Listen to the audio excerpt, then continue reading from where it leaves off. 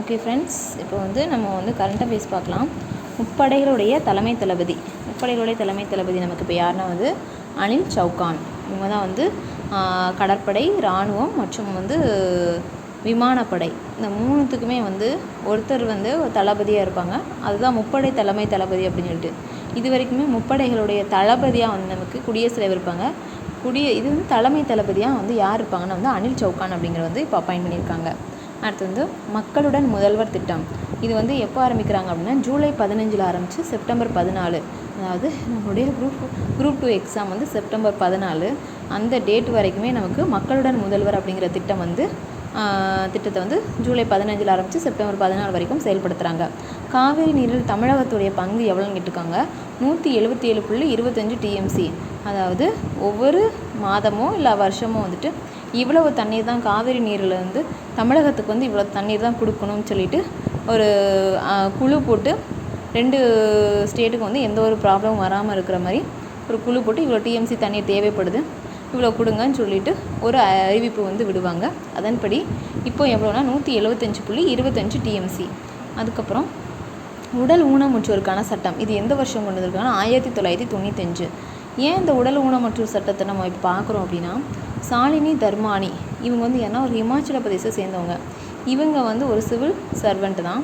அவங்களுடைய குழந்தை ஒரு பர்சன் வித் டிசபிலிட்டி. அவங்களுக்கு வீட்டில் கண்டிப்பாக யாராச்சும் ஒரு ஆள் இருக்கணும். இந்த சாலினி தர்மானி வேலைக்கு போகிறதுனால மெட்டர்னிட்டி லீவ் 1 இயருக்கு மேலே எடுக்கிற மாதிரி அவங்களுக்கு இருந்திருக்கு. ஆனால் முடியலை. அதுக்குள்ளே அவங்க ப்ராப்ளம் பண்ணியிருக்காங்க அவங்க ஆஃபீஸில். ஸோ இவங்க ஒரு வழக்கு தொடுக்கிறாங்க. இந்த மாதிரி உடல் ஊனமுற்ற என் குழந்தைய பார்க்குறதுக்கு எல்லாருக்கும் மெட்டர்னிட்டி லீவ் 1 இயர் வரைக்கும் கொடுப்பாங்க. என்னுடைய குழந்தை ஒரு ஸ்பெஷல் சைல்டு, அதனால் எக்ஸ்ட்ரா லீவ் வேணும் அப்படிங்கிற மாதிரி கேட்குறதுக்கு இந்த மாதிரி ஒரு சட்டம் கொண்டு வரதுக்காக இவங்க மேலே அப்பீல் பண்ணியிருக்கிறாங்க.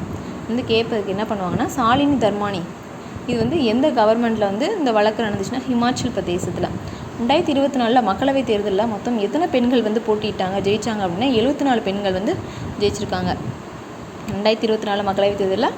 இது லாஸ்ட் எலெக்ஷனை கம்பேர் பண்ணும்போது இது கம்மி தான். 4 மெம்பர்ஸ். லாஸ்ட்டில் 78 இருந்தாங்க. இப்போ 74 மெம்பர்ஸ், அதாவது கேர்ள்ஸ் விமன்ஸ் இருக்கிறாங்க. அப்புறம் இந்த 33% இட ஒதுக்கீடு எப்போ நடைமுறை கொண்டு வராங்கன்னா 2029 வர்ற அந்த எலெக்ஷன் கமிஷனில் தான், லோக்சபா எலெக்ஷனில் தான் நடைமுறைப்படுத்த போகிறாங்க. அடுத்து கிருஷி சகி அப்படின்னா, கிருஷினா நமக்கு தெரியும் வேளாண்மை, சகி அப்படின்னா தோழி. இது யார் கொண்டு வராங்கன்னா, இது ஒரு செல்ஃப் ஹெல்ப் குரூப்பு. வேளாண் தோழி அப்படிங்கிற ஒரு திட்டம் பாரத பிரதமர் மோடி அவர்கள் தொடங்கப்பட்டது. 30,000 பெண்களுக்கு ஒரு சான்றிதழ் வழங்கக்கூடிய திட்டம். அடுத்து அமெரிக்காவுடைய பாதுகாப்பு ஆலோசகர் இவரையான ஜேக் சல்லிவன். இதை பற்றி நம்ம ஏன் சொல்லணும்னா, இப்போ அமெரிக்காவுடைய பாதுகாப்பாளர் ஜேக் சல்லிவனும் 2 நாள் பயணமாக ஜோ பைடன் கூட வந்திருக்காங்க. ஜோ பைடன் நமக்கு தெரியும் அமெரிக்காவுடைய குடியரசுத் தலைவர். அவங்களும் ஜேக் சல்லிவன் 2 பேரும் 2 நாள் பயணமாக வந்திருக்காங்க. அங்கே நமக்கு பாதுகாப்பு ஆலோசகர் யாருன்னா அஜித் தோவல். இவங்க 2 பேரும் பாதுகாப்பு சம்பந்தமான இப்போ ஒரு ஆலோசனையை நடத்திட்டு வராங்க. அப்புறம் தெலுங்கு தேசம் கட்சி இதோடைய புதிய மாநில தலைவராக யார் இருக்காங்க, ஸ்ரீனிவாச ராவ் அப்பாயின்ட் பண்ணியிருக்காங்க. தெலுங்கு தேசம் கட்சியுடைய புதிய மாநில தலைவராக ஸ்ரீனிவாச ராவ். அப்புறம் மத்திய கல்வி அமைச்சர் யாருன்னா தர்மேந்திர பிரதான். இது நமக்கு எதுக்கு இந்த இடத்துல சொல்லணும்னா, நமக்கு இந்த தேசிய தேர்வு முகமை நமக்கு தெரியும் நீட் எக்ஸாம் நடத்துகிறது அவங்க தான். நேஷ்னல் டெஸ்டிங் ஏஜென்சி அவங்க தான் என்ன பண்ணுறாங்க அப்படின்னா நீட் தேர்வு நடத்துகிறாங்க. இப்போ அந்த நீட் தேர்வில் சில சர்ச்சைகள்லாம் போயிட்டுருக்கோம் நமக்கு தெரியும். அப்போ அவங்க இந்த மத்திய கல்வி அமைச்சர் தான் அதுக்கு பொறுப்பேற்க முடியும். அதோடைய அமைச்சர் தர்மேந்திர பிரதான். அவர் ஒத்துக்கிட்டாரு, ஆமாம் இதில் ஏதோ பிரச்சனை நடந்திருக்குன்னு சொல்லிட்டு.